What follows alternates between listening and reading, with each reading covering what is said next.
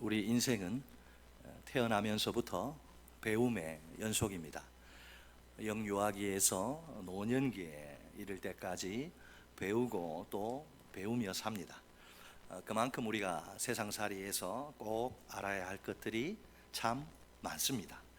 만일 알아야 할 것들을 놓치면 사는 게 피곤해집니다. 남들은 다 아는데 자기만 몰라 낭패를 당하는 경우가 종종 있지요.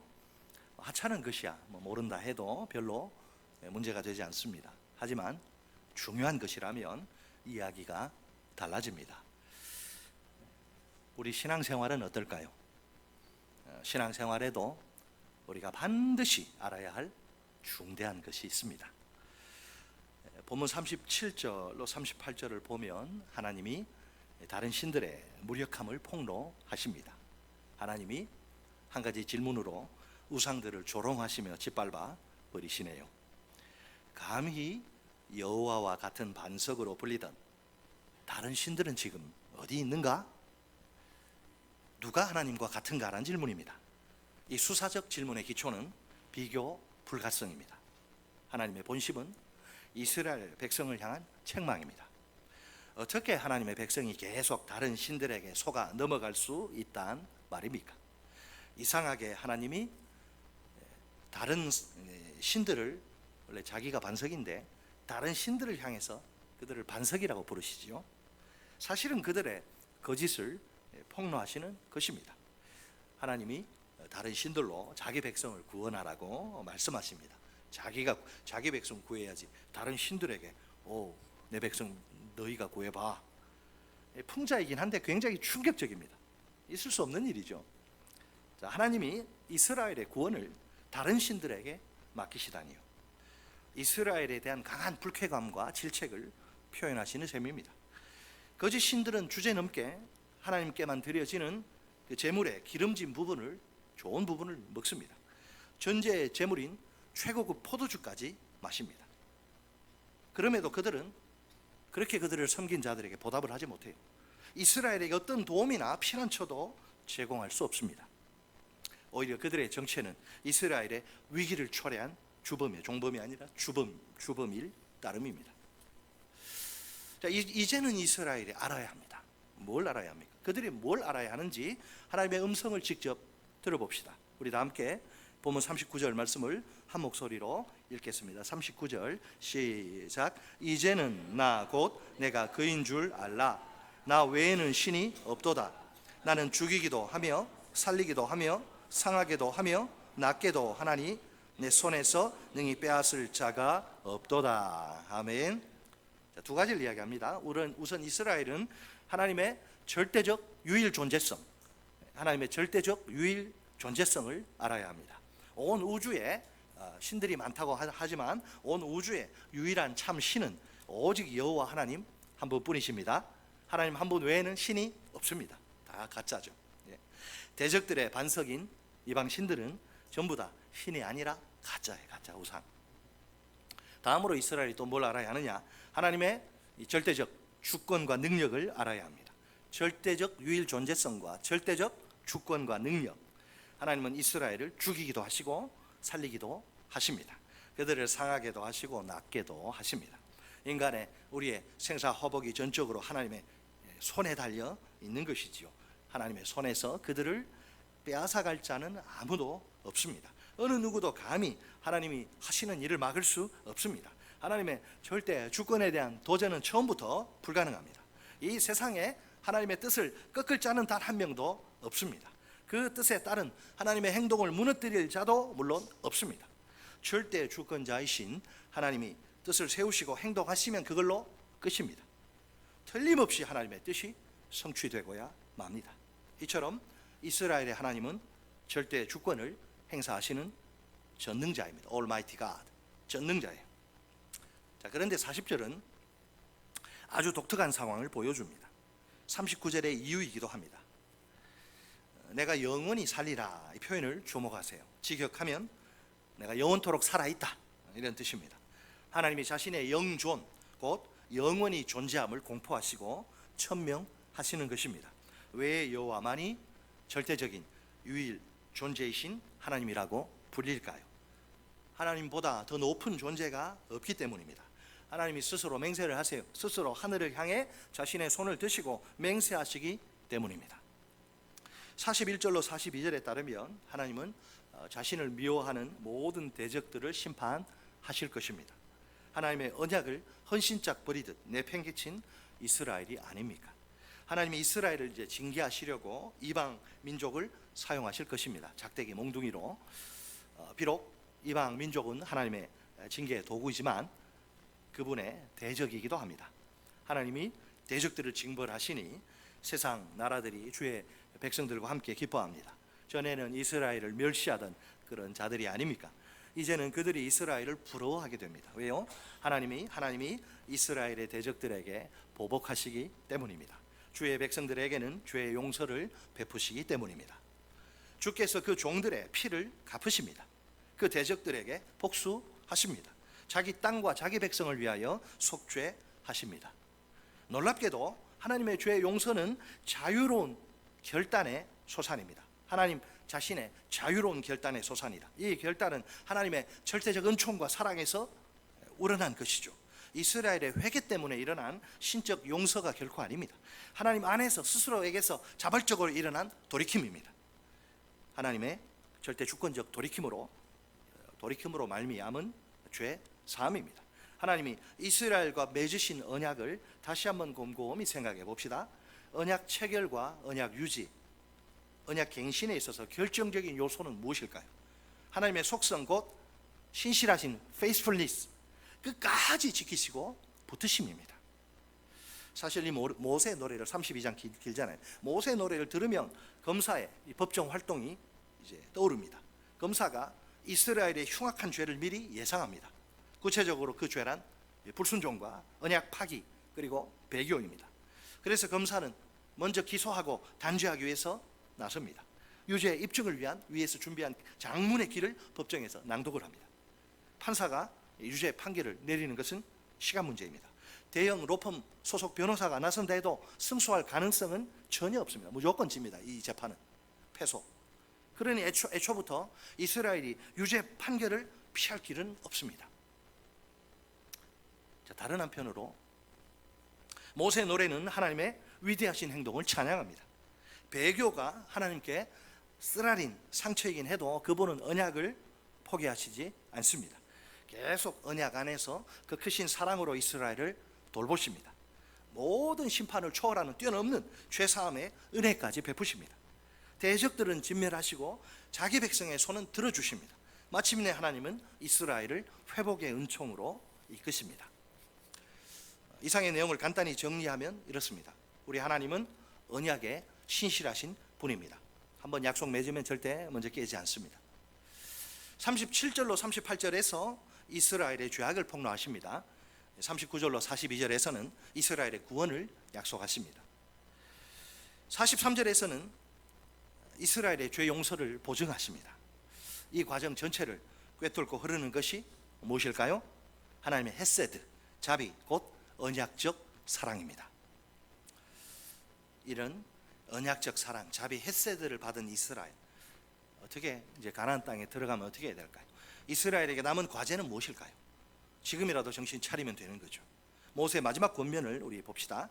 다 함께 45절로 47절 말씀을 한 목소리로 읽겠습니다. 45절로 47절 시작. 모세가 이 모든 말씀을 온 이스라엘에게 말하기를 마치고 그들에게 이르되 내가 오늘 너희에게 정한 모든 말을 너희의 마음에 두고 너희의 자녀에게 명령하여 이 율법의 모든 말씀을 지켜 행하게 하라. 이는 너희에게 헛된 일이 아니라 너희의 생명이니 이 일로 말미암아 너희가 요단을 건너가 차지할 그 땅에서 너희의 날이 장구하리라. 아멘. 현재 그 출애굽 2세대는 모세에게서 이 모든 말씀을 듣습니다. 그들은 이 말씀들을 자기들 마음에 새겨 넣어야 합니다. 간직해야 되죠. 그런 후에 이제 그들의 후손들이 이 말씀들을 지켜 행하도록 가르쳐야 합니다. 즉 율법을 지켜야 할 책임과 의무를 후손들에게 부과해야 합니다. 이스라엘은 가나안 땅에서 대대로 이 율법을 지켜 행해야 합니다. 그들이 말씀을 지킬 때 누리게 될 두 가지 엄청난 유익 때문에 그렇습니다.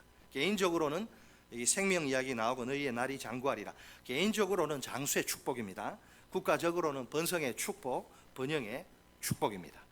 이 유익이 있으니 율법을 지키는, 율법대로 사는 것이 헛된 일이 아니라 너희에게 장수의 축복과 번성과 번영의 축복을 보장하는 것이다. 그러니 이제는 너희는 내가 누구인지 알고 그 땅에 들어가서는 정신 차리고 바르게 살거라. 자, 사랑하는 성도 여러분, 오늘 모세의 노래가 우리에게 도전하는 것이 있습니다. 그것은 이스라엘을 향한 한 가지 명령입니다. 오늘 설교의 제목 그 39절에 뭐죠? 이제는 알라. 따라서 하십니다. 이제는 알라. 이제는 제발 알라. 이제는 제발 알라. 이 모세의 노래를 배우기 전까지는 몰랐다는 겁니다. 뭘 몰랐다는 것인가요? 하나님이 누구신지, 어떤 분이신지, 무슨 일을 하시는지 몰랐다는 것입니다. 원래 이스라엘은 여러분 하나님의 언약 백성이 아닙니까? 십계명의 두 돌판이 있어요. 조상 때부터 현재까지 하나님을 믿고 섬겨오지 않습니까? 이런 그들이 어떻게 하나님에 대해 모를 수 있을까요? 훗날 그 예언자 호세아도 비슷한 말을 합니다. 호세아 4장 6절 상반절 말씀입니다. 내 백성이 지식이 없으므로 망하는도다. 내 백성이 지식이 없으므로 망하는도다. 이방인들이야 하나님을 모르는 게 당연합니다. 어떻게 하나님의 친백성인 이스라엘이 그분을 모를 수 있을까요? 그들이 여호와께 대한 지식이 없어서 망하다니요. 물론 자기들은 여호와를 안다고 하겠죠. 하나님 보실 때는 모르는 거예요. 자, 오늘 이 자리에 모인 우리는 어떻습니까? 우리는 신앙생활 한다고 말하는 하나님의 자녀입니다. 대부분 종교란에 기독교라고 딱 자신 있게 써넣습니다. 뭐 주위 사람들도 내가 교회를 다니니까 일요일날 자기들 상가들로 놀러 다니는데 나는 꼭 교회 가니까 저 인간은 크리스찬이구나 생각하죠. 나는 하나님이 누구신지, 어떤 분이신지, 무슨 일을 하시는지 알고 있습니까? 여기에 불편한 진실이 있습니다. 내가 교회를 다니고 직분을 받아 섬겨도 하나님을 모를 수 있다는 겁니다. 혹시 우리 중에 에이 설마 그럴 리가 있나 이렇게 말하고 싶은 분이 계신가요? 제임스 패커는 20세기가 낳은 탁월한 복음주의자 가운데 한 사람입니다. 하나님을 아는 지식 수백만 권이 팔린 이 하나님을 아는 지식이란 명저에서 그는 이렇게 말합니다. 하나님을 많이 알지 못하면서도 하나님에 대해서는 많은 것을 알 수 있다. 기가 막힌 이야기. 하나님을 많이 알지 못하면서도 하나님에 대해서는 많은 것을 알 수 있다. 하나님을 아는 것, knowing God, 하나님에 대해 아는 것, knowing about God, 다르다는 겁니다. 많이들 착각합니다. 하나님에 대해서 줄줄줄 꿰고 이야기하면 자기가 하나님을 아는 건 달라요. 아닙니다. 하나님에 대해 지식적으로 많이 안다고 꼭 하나님을 아는 것은 아닙니다. 그런 제임스 패커는 하나님을 아는 것에 대해서 네 가지 증거를 제시합니다. 물론 각각의 증거는 성경의 기초 위에 굳게 세워진 상태입니다. 첫째로 하나님을 아는 사람들은 그분을 위한 엄청난 에너지, 열정을, 에너지 패션, 엄청난 에너지, 열정을 가지고 있습니다. 둘째로 하나님을 아는 사람들은 그분에 대한 위대한 생각을 가지고 있습니다. 셋째로 하나님을 아는 사람들은 그분을 위한 담대함, 용기를 보여줍니다. 넷째로 하나님을 아는 사람들은 그분 안에서 커다란 만족을 얻습니다. 엄청난 열정, 위대한 생각, 용기, 담대함, 큰 만족. 자, 이 네 가지 증거란 우리 거울 앞에 한번 서서 내 모습을 비춰봅시다. 오늘 내 안에 하나님을 위한 엄청난 에너지, 열정이 있습니까? 현재 하나님에 대한 위대한 생각이 내 머릿속을 채우고 있습니까? 지금 내 삶 속에 하나님을 위한 용기, 담대함이 나타나고 있습니까? 이 순간 하나님이 주시는 큰 만족이 내 영혼 속에서 살아 숨쉬고 있습니까?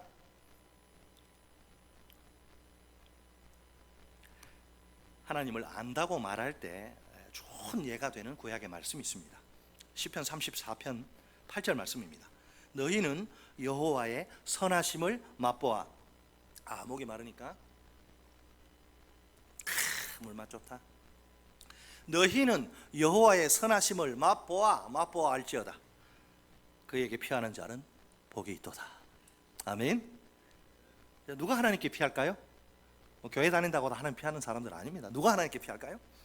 하나님이 얼마나 선하신 분이시, 얼마나 좋으신 분이지 아는 사람이 그렇게 합니다. 그런 여호와의 선하심을, 그 좋으심을 맛보아 아는 사람입니다. 살아계신 하나님을 인격적으로 만난 것이 틀림없습니다. 내 눈앞에 최고의 요리사가 추천한 어마어마한 음식이 있다고 칩시다. 아무리 그런 최고급 음식이라도 내가 직접 맛보지 않으면 아무 소용없습니다. 내가 맛보지 않는 이상 그 음식을 내가 안다고 말할 수 없지요. 하나님도 비슷합니다. 우리가 신앙생활을 할 때 정말 중요한 것이 무엇일까요? 공부 잘하고 못하고 차이가 뭐예요? 뭐가 중요하고 뭐가 중요하지 않은지 그 구분하는 거잖아요. 시험에도 안 나올 거 막 공부하면 뭐 점수가 나오겠어요? 시험에 딱 나오는 것만, 중요한 것만 골라서. 뭐 공부 못하는 거 제가 뭐 탓하는 건 아니고요. 신앙생활 할 때 가장 중요한 게 뭐냐? 하나님이 우리에게 가장 원하시는 거죠. 그게 제일 중요한 거예요. 자, 오늘 본문 책갈피 놓으시고 호세아 6장으로 갑니다.